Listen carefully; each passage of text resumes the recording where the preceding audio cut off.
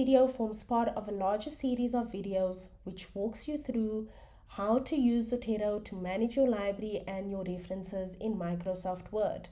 Links to the rest of the videos in the series are pasted in the description below. In this video, I'm going to show you how to edit your citations when you realize that you might have made a mistake in your reference list. The purpose of using Zotero is to automate your referencing so that if you need to change citations or you need to change your bibliography, you don't do this manually. Zotero sort of does the grunt work for you. However, you are the one that gives Zotero the information that it then uses to insert your references into your Word document. So say for instance that you realize that one of the documents that you've cited actually has a different year. I'm going to use Anderson as an example.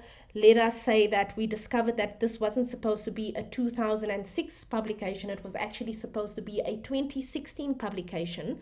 What you don't want to do is manually edit these references in your Word document.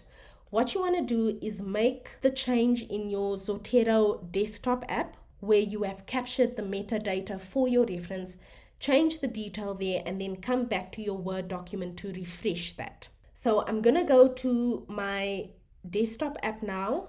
This is Anderson. I'm going to change the date from 2006 to 2016.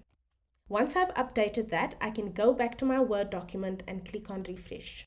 You'll now see that all the Anderson references now reflect 2016 instead of 2006, and the bibliography item also has the correct date.